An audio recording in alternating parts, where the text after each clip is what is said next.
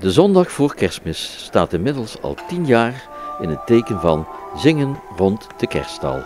In de Grote Kerk betraden diverse koren en ensembles die middag de trappen van het priesterkoor om een klein concert te geven.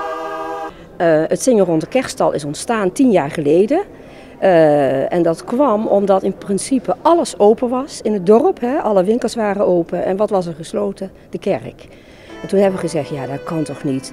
We moeten ook iets bieden aan de mensen wat vanuit de kerk gebeurt. En toen hebben we bedacht van als we nou eens koren uitnodigen en ensembles uitnodigen. Om hier een beetje ook de kerstsfeer alvast te brengen voor het kerstfeest. En zo is het ontstaan.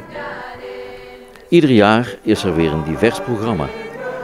Deze editie waren er ook enkele bijzondere debutanten. Een beetje logisch gezien de maatschappelijke ontwikkelingen en een asielzoekerscentrum in Butterswijk is dat we 2 bewoners uit Syrië van het asielzoekerscentrum hebben die muziek komen maken met zang en keyboard. Ik ben erg benieuwd hoe dat gaat klinken in die Arabische stemmingen. En we hebben een man uit Guinea, West-Afrika, die al vanaf 2001 in Venlo woont, die met een trommel komt en begeleid wordt door een fluitiste en een piano.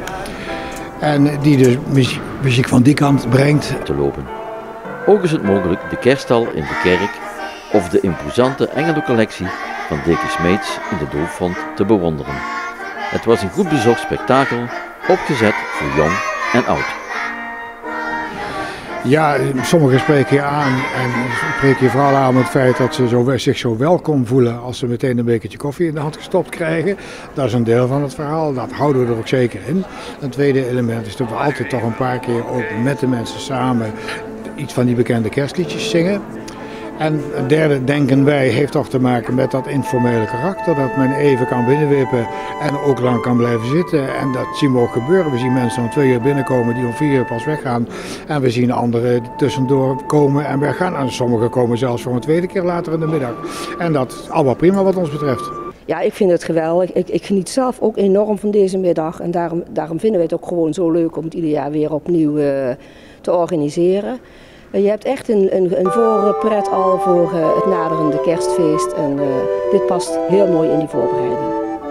Tijdens de kerstdagen zijn de kerststallen in de Grote Kerk en de Paterskerk 's middags te bezoeken. Gezongen wordt er dan waarschijnlijk niet. Daarom hier een sfeerimpressie van diverse optredens van zingen rond de kerststal.